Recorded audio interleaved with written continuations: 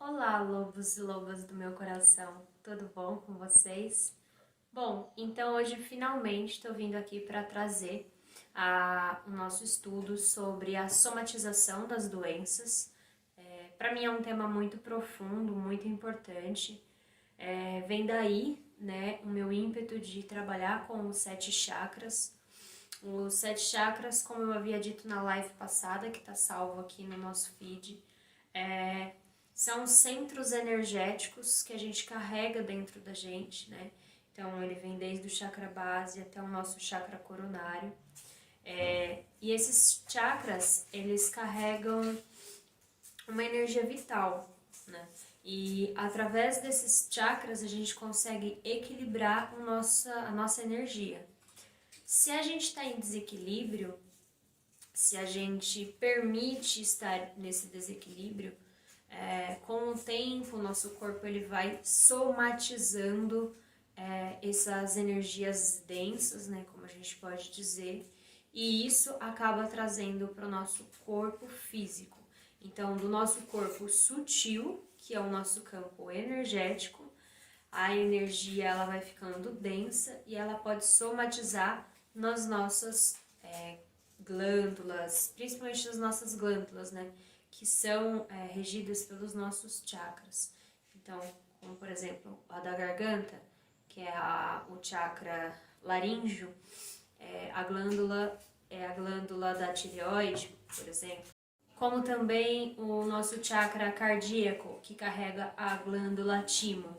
As glândulas endócrinas dentro do nosso corpo, elas carregam a responsabilidade de produzir e liberar hormônios.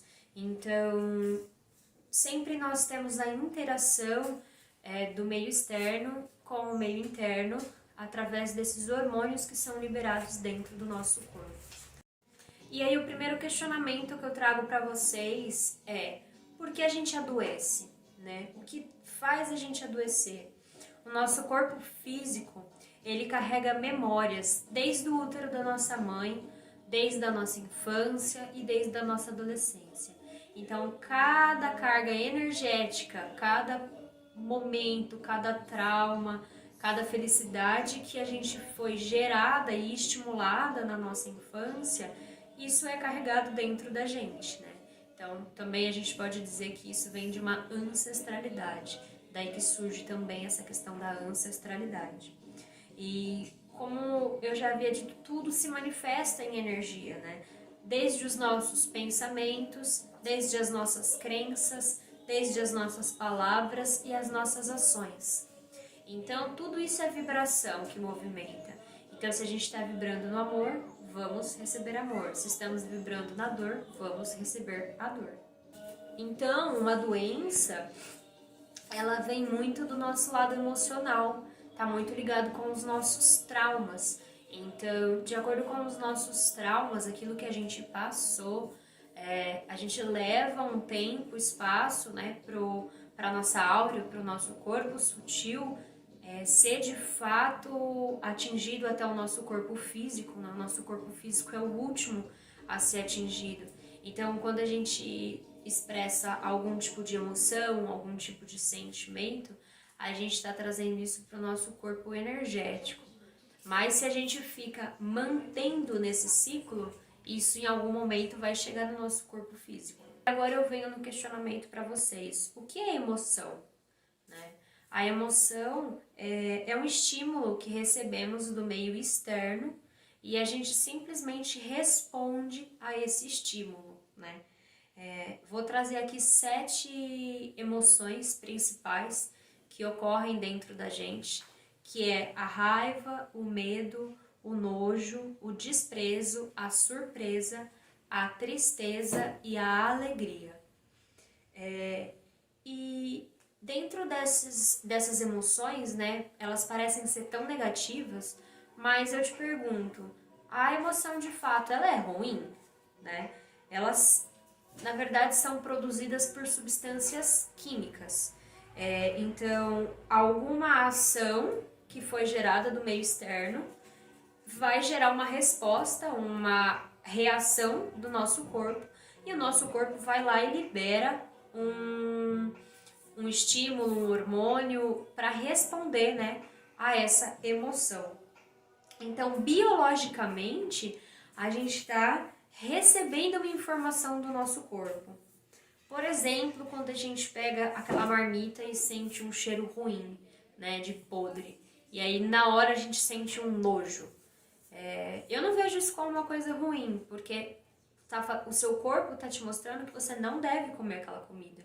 Né? É algo instintivo, biologicamente instintivo, uma proteção.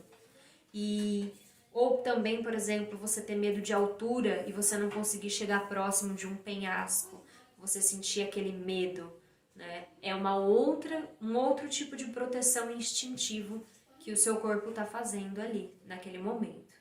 Então, eu não vejo como algo ruim, porque a emoção de fato, o que pode acontecer, que às vezes a gente confunde, existem pensamentos e sentimentos ruins. Então a gente tem uma emoção, e aí dentro dessa emoção a gente vai interpretar ela, né? Então a emoção, ela vem do instinto. Já o sentimento, ela vem de uma emoção processada pela nossa razão humana. Então, é como se a gente sentisse e de acordo com todas as nossas cargas emocionais, traumas, processos da vida, a gente vai lá e interpreta aquela emoção da melhor forma que a gente pode naquele momento. Então, o que pode acontecer é a gente se aprisionar naquela emoção. Através dos nossos pensamentos ruins, a gente vai lá e interpreta aquela emoção sempre de uma forma negativa. Tá? Mas o que a gente precisa entender é que o sentimento é uma escolha, né? A emoção, ela é instintiva, ela é inata, ela vai acontecer. Mas o sentimento que a gente vai interpretar é uma escolha. Então, vou dar o exemplo. A gente tem raiva de alguma coisa. E a partir da nossa carga emocional, a gente vai lá e sente culpa, sente dor, né? A gente pode até ficar um tempo nessa culpa ou nessa dor, porque acontece que acaba sendo necessário para a gente entender, né? Ter uma observação. Mas a gente não precisa ficar nessa culpa e nessa dor. Então, muitas vezes, quando a gente está sentindo alguma coisa, a gente se intitula muito eu sou. Então, eu sou depressivo, eu sou ansioso, eu sou culpado, eu sou raivoso. E essa palavra do eu sou ressoa com muita força dentro da gente, no nosso campo sutil. O universo está o tempo inteiro ouvindo tudo que a gente fala. Então, se a gente sempre está afirmando que a gente é essa dificuldade, esse processo difícil, é óbvio que a nossa mente ela vai estar o tempo inteiro entendendo aquilo como inato, né? E não deveria ser, porque a gente tem que reconhecer que os sentimentos, ele é uma reação da ação do meio externo. Então, o que a gente precisa ter consciência é de que as nossas emoções, elas não serão dominadas e extintas, né? Não tem como a gente esconder essas emoções. O que a gente pode aprender a fazer com elas é lidar, estudar e acolher, para assim a gente trazer isso de forma mais leve pra gente mesmo, tá? Então, esse momento de autoobservação e estudo é muito importante, né? A gente vem sendo ensinado a ter um prazer momentâneo, né, muito intenso. Então, o tempo inteiro a gente procura prazer dentro da nossa vida. O tempo inteiro a gente quer liberar dopamina, que é um tipo de hormônio. E isso faz com que a gente tenha uma tendência a fugir dos sentimentos em busca do prazer. Então, a gente procura sempre uma alternativa. A gente às vezes vai atrás de drogas, né? Vou dar um exemplo bem assim mesmo. Drogas, álcool, cigarro, às vezes um calmante para dormir, às vezes um estimulante para estudar.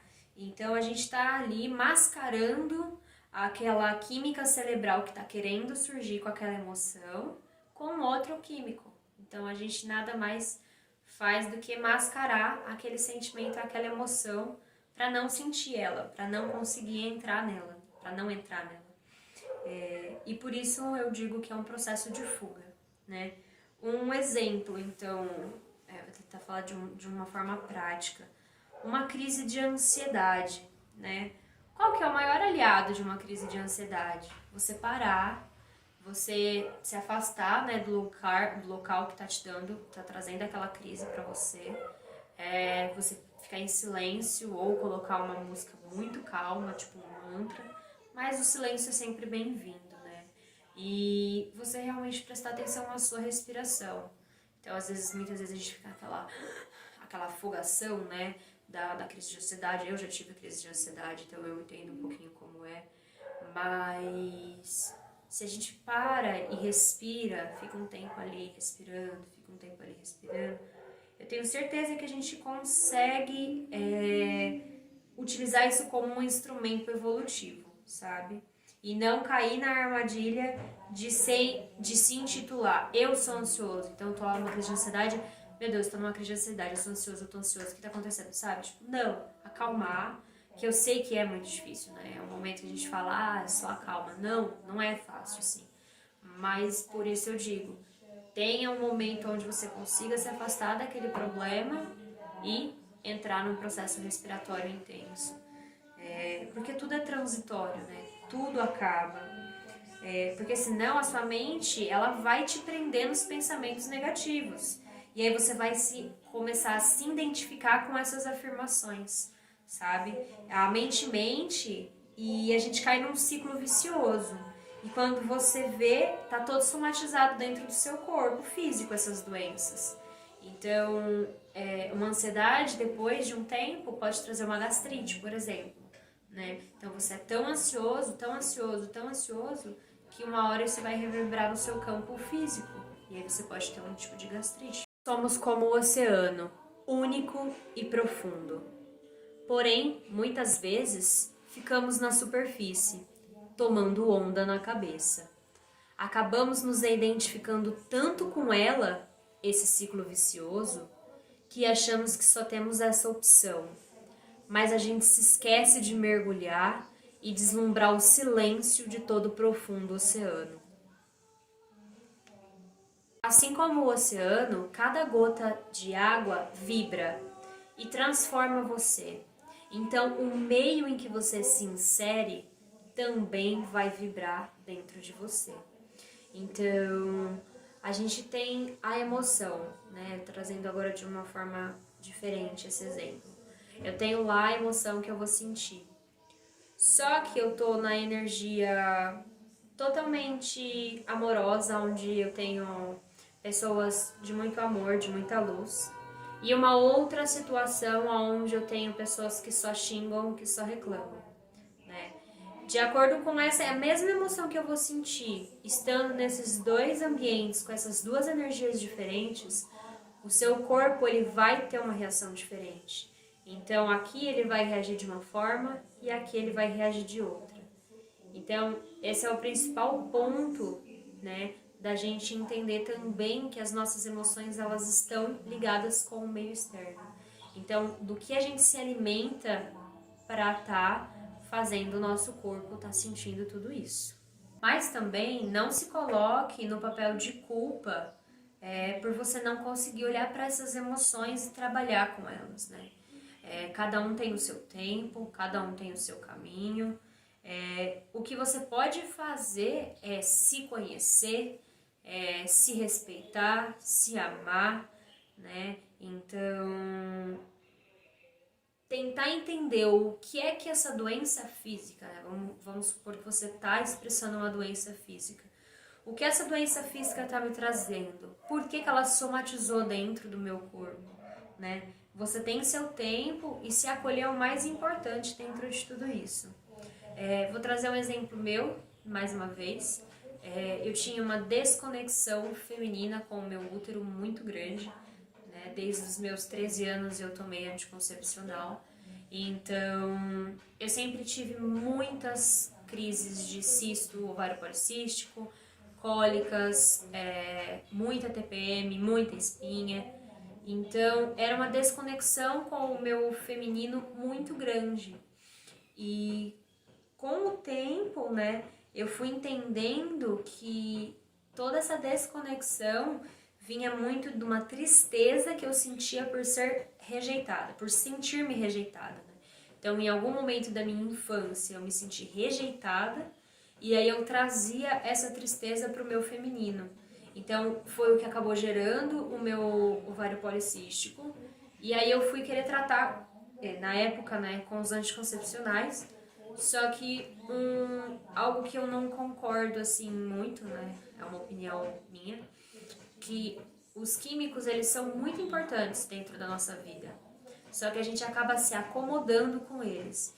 Então, por exemplo, eu poderia ter feito esse tratamento e depois de um tempo ter parado de tomar esse anticoncepcional que estava bloqueando o meu instinto feminino, o meu instinto materno, né, o meu instinto de ser mulher, porque eu não conseguia me conectar com essa parte minha do meu útero, dos meus ciclos, do meu ciclo lunar, com o meu sangue. Então eu fiquei durante 12 anos da minha vida tomando um remédio que me bloqueou. E aí, depois de um tempo, eu tive a coragem e o ímpeto de falar, não, eu não quero mais, eu quero conhecer o meu corpo, eu quero conhecer a minha história, a minha ancestralidade, eu quero conhecer as minhas águas. E a partir daí eu comecei a fazer um estudo do meu útero, né? Então aí eu comecei a ir de acordo com, comprei a minha mandala lunar, e de acordo com ela eu fui descobrindo como era o meu ciclo, o que eu sentia no período ovulatório, no período menstrual, quais eram as luas que estavam conectadas com isso. E aí cada lua ela te traz uma informação do porquê você está menstruando naquela lua. E aí eu fui conectando esses pontos e isso já gera uma autoobservação, né? Se você não é mulher, você não precisa fazer isso. Mas só de você se conectar com as suas emoções, então que seja ali todos os dias escrevendo quais são as emoções que eu senti hoje. E aí você se questionar, né, no final do mês, quais foram essas emoções, o porquê essas emoções me geraram isso. Né? Então esse estudo de autoobservação e de cuidado com você mesmo já é muito importante, já é muito já é gratificante para o nosso corpo, sabe? E a outra questão também, uma outra doença física que era manifestada demais dentro de mim, era a dor de garganta. Eu sempre tive muitas amígdalas inflamadas, e então eu passei pelo menos uns 5 anos da minha vida tendo dor de garganta, amidalite, uma vez por mês, pelo menos, ou uma vez por ano, né? E aquelas amidalites bravas, que você não há antibiótico que te salve. E o que eu vejo muito disso era a minha falta de conexão profissional e pessoal. Eu sempre fui uma pessoa com medo da fala, né? Até hoje eu ainda tenho.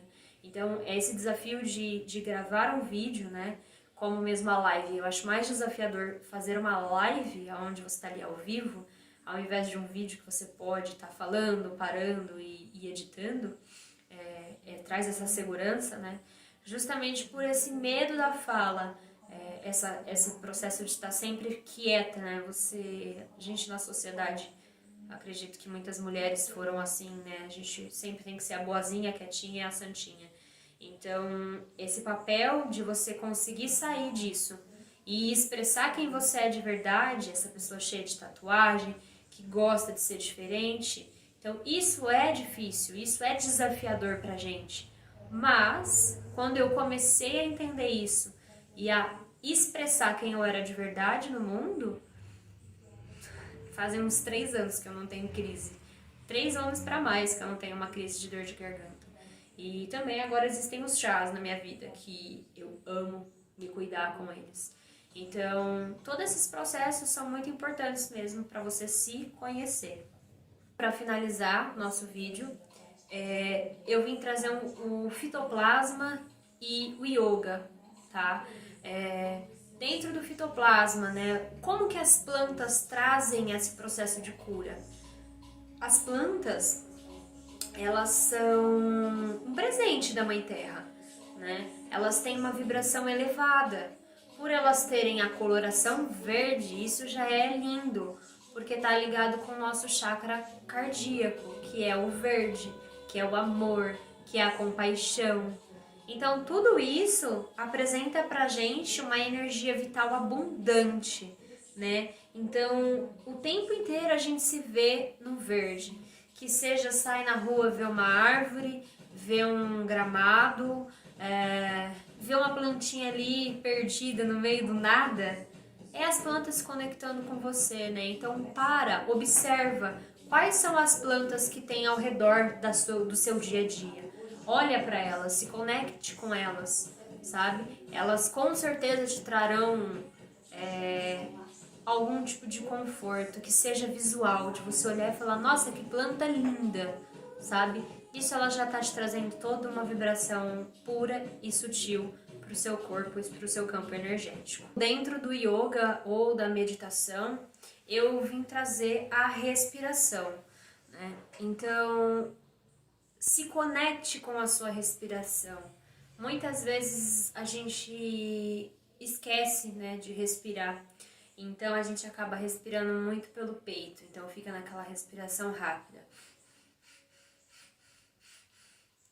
E isso aqui, ela causa um bloqueio muito grande dentro do nosso corpo. O correto seria a gente respirar desde a nossa barriga. Então, dentro do yoga, a gente chama isso de uma respiração completa, onde a gente respira, enche os pulmões, tá vendo que o nosso abdômen ele até estufa e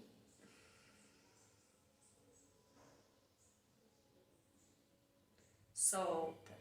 Então, fazer esse tipo de respiração consciente, onde você presta atenção na respiração entrando desde a base aqui do seu abdômen até o tórax e o peito, é muito importante, né? Então, se todos os dias a gente fizer 3 minutos dessa respiração, ficar prestando atenção nessa respiração, a gente consegue entrar num estado meditativo, né? No começo não é fácil, mas eu tenho certeza que isso vai te trazer um pouco mais de foco, um pouco mais de concentração, para você prestar mais atenção nas suas emoções. Lembrar também que o tempo ele é relativo, que a gente pode dar atenção a todo o nosso ritmo, né? Então a gente se alimenta do que vemos, ouvimos, sentimos e comemos. É desafiador? É um pouco desafiador, mas se a gente colocar esse compromisso de todos os dias entrar nesse estado de respiração profunda, faz com que a gente tenha um pouco mais de consciência com a gente mesmo, né? Eu gosto muito de fazer uma respiração 4x4, que ela é onde eu respiro 4, seguro 4, solto 4 e expiro 4. Né? Vou fazer aqui uma vez para vocês verem.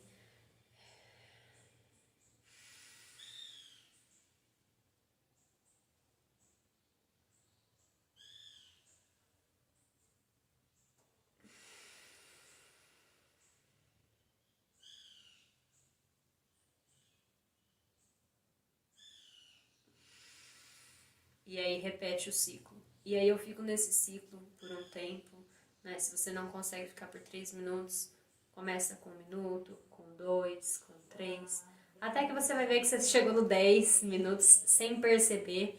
E aí nisso você consegue começar a sentir as suas emoções, né? Porque muitas vezes esses estados de consciência, né? A gente chama isso de uma consciência expandida já, porque isso traz a expansão da nossa consciência. Só através dessa respiração você já consegue tentar lidar com as suas emoções, porque às vezes vai gerar uma raiva, vai gerar um medo, vai gerar um desconforto, vai gerar ansiedade. E aí nisso, a sua mente tá ali falando, o que você tá fazendo aqui, filha? Vai embora. Não. E aí a gente começa a lidar com essa emoção de uma forma diferente, né? Então eu sempre fui muito grosseira comigo mesma internamente. Então eu sempre falava pra mim que eu não podia fazer isso, ser aquilo. E quando eu comecei a trazer pra mim mesma uma outra forma de lidar com essas emoções, eu comecei a ser mais amorosa com o mundo, né? Então é muito importante a gente ter essa auto-observação, tá?